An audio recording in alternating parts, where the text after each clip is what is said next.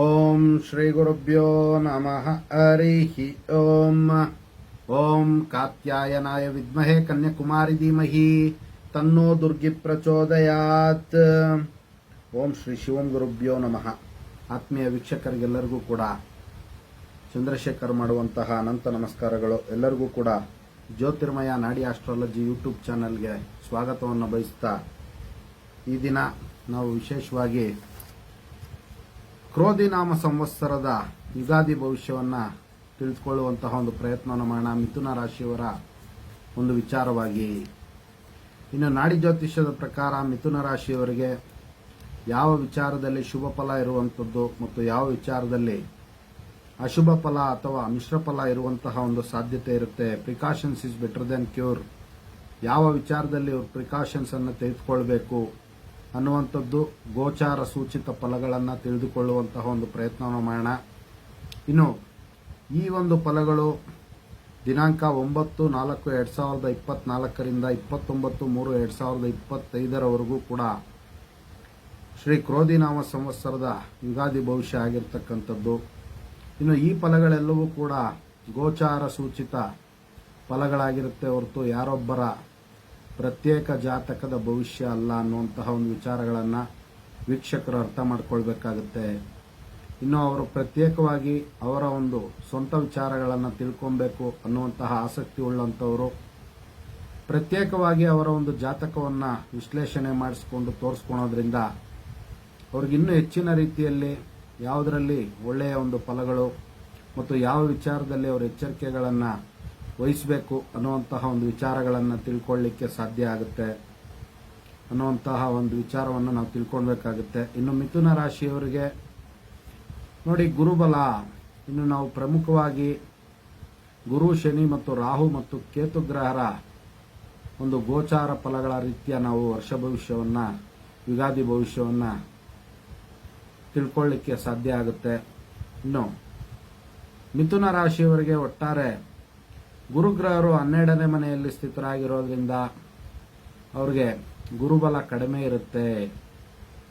ಇನ್ನು ಯಾವ ಒಂದು ವಿಚಾರದಲ್ಲಿ ಅವರು ಪ್ರಿಕಾಷನ್ಸ್ ಅನ್ನು ತೆಗೆದುಕೊಳ್ಬೇಕು ಅನ್ನುವಂಥದ್ದನ್ನ ನಾವು ಒಂದೊಂದಾಗಿ ತಿಳ್ಕೊಳ್ತಾ ಹೋಗೋಣ.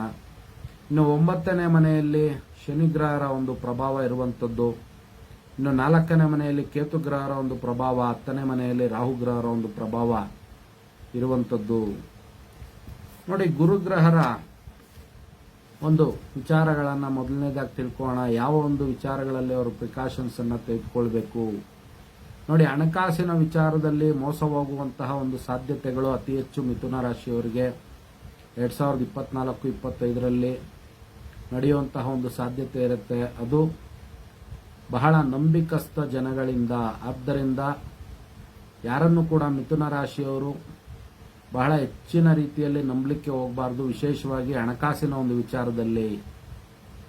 ಅದರಲ್ಲೂ ಕೂಡ ಗುರು ನಂಬಿಕೆಗೆ ಕಾರಕರಾಗಿರೋದ್ರಿಂದ ಬಹಳ ಬೇಗ ನಂಬುವಂತಹ ಒಂದು ವಿಚಾರಗಳಿರುತ್ತೆ ಮಿಥುನ ರಾಶಿಯವರಿಗೆ. ಆದ್ದರಿಂದ ಸ್ವಲ್ಪ ಎಚ್ಚರಿಕೆಯಿಂದ ಈ ಒಂದು ವಿಚಾರಗಳನ್ನು ಅನುಸರಣೆ ಮಾಡಬೇಕಾಗುತ್ತೆ.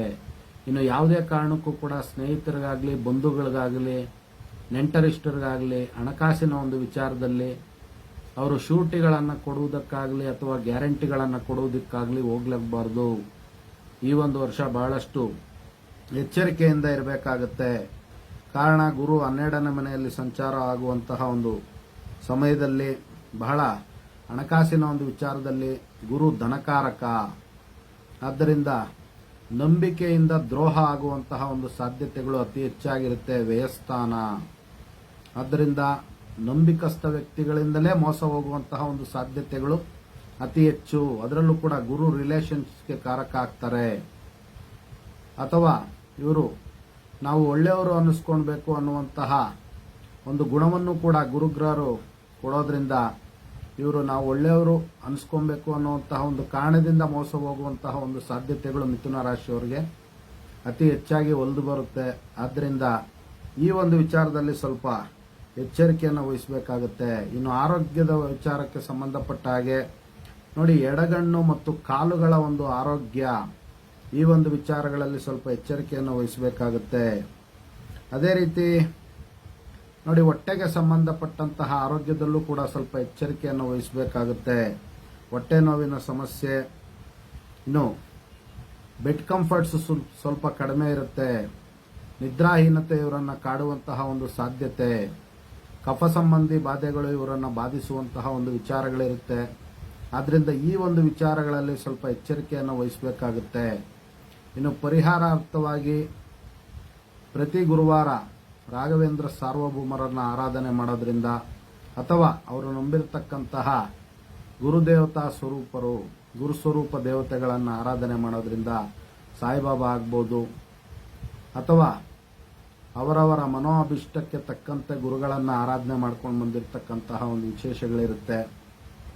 ಅವರ ಒಂದು ಕುಲಗುರುಗಳಾಗಿರ್ಬೋದು, ಅಥವಾ ಅವರಿಗೆ ಇಷ್ಟಪಟ್ಟಂತಹ ಗುರುಸ್ವರೂಪ ದೇವತೆಗಳನ್ನು ದತ್ತಾತ್ರೇಯ ದೇವರಾಗಿರ್ಬೋದು, ಸಾಯಿಬಾಬಾ ಆಗಿರ್ಬೋದು, ರಾಘವೇಂದ್ರ ಸಾರ್ವಭೌಮರಾಗಿರ್ಬೋದು, ಕೈವಾರ ಯೋಗಿ ನಾರಾಯಣ ತಾತನವರಾಗಿರ್ಬೋದು, ಇನ್ನು ವೀರಬ್ರಹ್ಮೇಂದ್ರ ಸ್ವಾಮಿಗಳಾಗಿರ್ಬೋದು, ಇನ್ನು ಈ ರೀತಿ ಗುರುಸ್ವರೂಪ ದೇವತೆಗಳನ್ನು, ಗುರು ದಕ್ಷಿಣಾಮೂರ್ತಿ ಆಗಿರ್ಬೋದು, ಈ ರೀತಿ ಗುರುಸ್ವರೂಪ ದೇವತೆಗಳನ್ನು ಮಿಥುನ ರಾಶಿಯವರು ಆರಾಧನೆ ಮಾಡೋದ್ರಿಂದ ಅತ್ಯಂತ ಶುಭ ಫಲವನ್ನು ಪಡಿಬೋದು. ಮತ್ತು ಗುರುವಿನ ಒಂದು ಆಶೀರ್ವಾದ, ಗುರುಗ್ರಹರ ಒಂದು ಆಶೀರ್ವಾದದಿಂದ ಸಮಸ್ಯೆಗಳಿಗೆ ಸಿಲುಕಿಕೊಳ್ಳದ ಹಾಗೆ ಇವರು precautions is better than cure ಅನ್ನುವಂತಹ ಒಂದು ವಿಚಾರದಲ್ಲಿ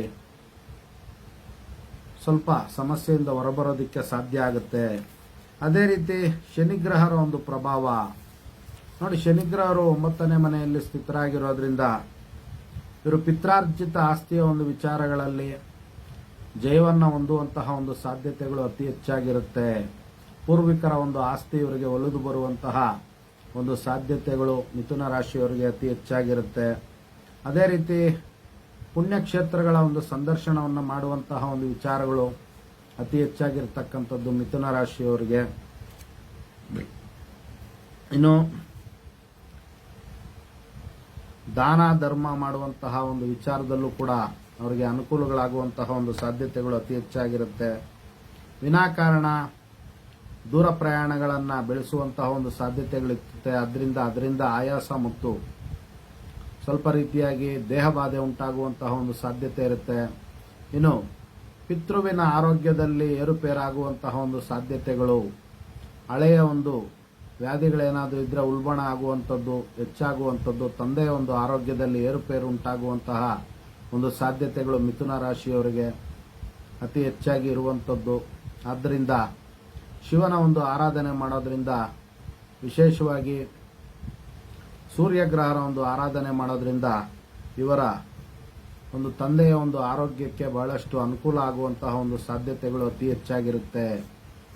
ಅದೇ ರೀತಿ ರಾಹುಗ್ರಹರ ಒಂದು ಪ್ರಭಾವ ಯಾವ ರೀತಿ ಇವರಿಗೆ ಅನುಕೂಲ ಕೊಡುವಂಥದ್ದು ಅಥವಾ ಅನಾನುಕೂಲ ಕೊಡುವಂಥದ್ದು ಅನ್ನುವಂತಹ ಒಂದು ವಿಚಾರವನ್ನು ನಾವು ನೋಡುವಂಥದ್ದಾದ್ರೆ ನೋಡಿ, ರಾಹುಗ್ರಹರು 10ನೇ ಮನೆಯಲ್ಲಿ ಸಂಚಾರ ಮಾಡ್ತಾ ಇರೋದ್ರಿಂದ ಮಿಥುನ ರಾಶಿಯವರಿಗೆ ರಾಹುವಿನ ಒಂದು ಪ್ರಭಾವದಿಂದ ಅನುಕೂಲ ಆಗುವಂತಹ ಒಂದು ಸಾಧ್ಯತೆಗಳು ಅತಿ ಹೆಚ್ಚಾಗಿರುತ್ತೆ.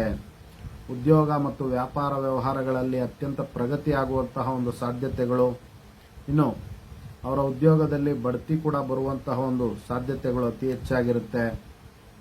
ಅದೇ ರೀತಿ ಇದು ಸ್ವಲ್ಪ ದುಷ್ಟ ಜನರ ಸಂಘ ಕೂಡ ಆಗುವಂತಹ ಒಂದು ಸಾಧ್ಯತೆಗಳಿರುತ್ತೆ ವೃತ್ತಿ ಸ್ಥಳದಲ್ಲಿ. ಆದ್ದರಿಂದ ಆ ಒಂದು ವಿಚಾರಗಳಲ್ಲಿ ಸ್ವಲ್ಪ ಎಚ್ಚರಿಕೆಯನ್ನು ವಹಿಸಬೇಕಾಗುತ್ತೆ. ದುಷ್ಟ ಜನರ ಸಂಘವನ್ನು ದೂರ ಮಾಡಿಕೊಳ್ಬೇಕಾಗುತ್ತೆ. ಇನ್ನು ರಾಜಕೀಯ ವ್ಯಕ್ತಿಗಳಾದರೆ ಅವರಿಗೆ ಅವರ ಒಂದು